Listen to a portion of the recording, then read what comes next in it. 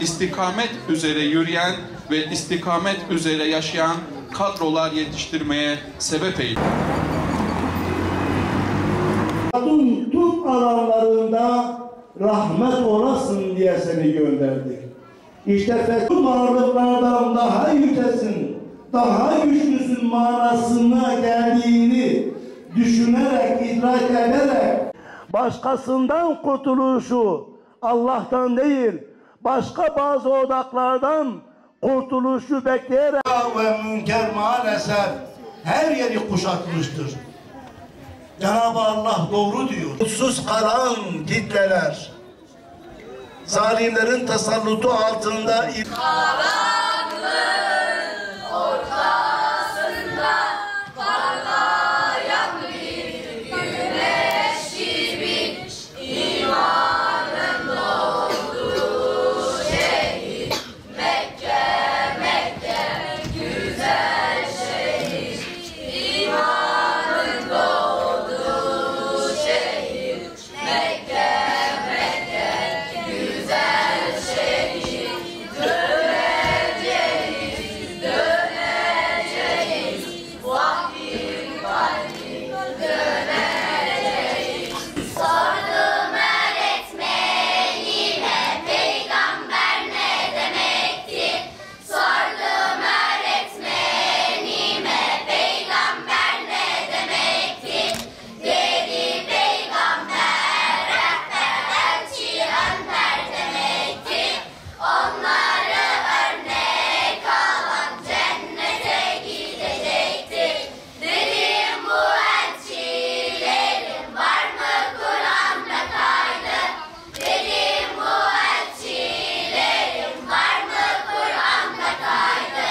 Adem'den Muhammed'e dinledi ve saydı. Adem'den Muhammed'e dinledi ve saydı.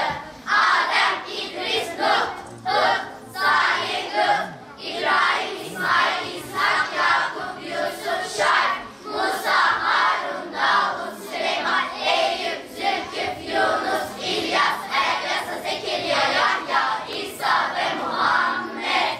Aleyhisselam, aleyhisselam. Onlara selam olsun, hepsine selam olsun. Allah'ım, duam şu ki her şey yeniden toprak olsun. Su toprak olsun. İnsan toprak gibi duysun yeri.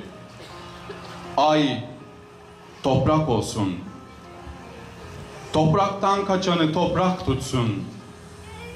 Gün toprak olsun. Kabirler saltanatı toprak olsun. Yazı, kitap ve söz toprak olsun. Ekin ekilmeye mahsul, yeni tohum atılmaya ait yeni insan için toprak olsun. Mensubu olduğumuz İslam inancının 4 temel prensibi vardır. Birincisi, bu dünya hayatı hepimiz için bir imtihandır. Bize düşen bu imtihanda hakkı hak bilip, hakkın yanında yer almak, batılı batıl bilip, batılın karşısında durmaktır. İkincisi, İslam vahiy dinidir. Allah yapısıdır, mükemmeldir, noksanı, eksiği yoktur. Üçüncüsü, İslam'ın eklemeye, çıkarmaya ihtiyacı yoktur. İslam sentez kabul etmez. Ancak Müslümanların okumaya, öğrenmeye, anlamaya ihtiyaçları vardır. Dördüncüsü, İslam konuşulsun diye değil, yaşanılsın diye indirilmiş bir dindir. Bizler Müslüman olsun ya da olmasın, tüm insanlara faydalı olmayı inancımızın gereği sayan bir topluluğuz. Biz inanıyoruz ki insanların en hayırlısı insanlara faydalı olandır. Bizler Müslüman olsun ya da olmasın, komşularımız açken tok yatmaktan ar eden bir topluluğuz. Tüm Türkiye'de 600 kadar noktada düzenlediğimiz Mekke'nin fethi programlarındaki amacımız gençlerimize fetih şuurunu verebilmektir. Fetih, kalpleri Allah'a açmaktır. Ve birilerinin dediği gibi işgal, yağma ya da talan değildir. Fetih, aklın hurafeden kurtulup hakikate açılmasıdır. Yönetimin zulümden kurtulup adalete açılmasıdır. Diğer taraftan biz eğlence adı altında tüm dünya halklarına çirkinliklerin ve kötülüklerin dayatılmasına karşı tavır almanın gerekliliğine ve doğruluğuna inanıyoruz.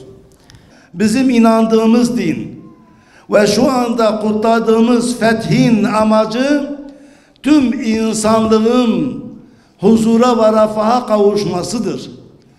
Tüm insanlığın merhamet içinde yaşamasıdır. Tüm insanların insanca yaşamasıdır. Çünkü Cenab-ı Allah وَمَا اَرْسَلْنَاكَ اِلَّا رَحْمَةً لِلْعَالَمِينَ diyor. Ve şimdi de birinci olan kardeşimizi artık açıklıyoruz.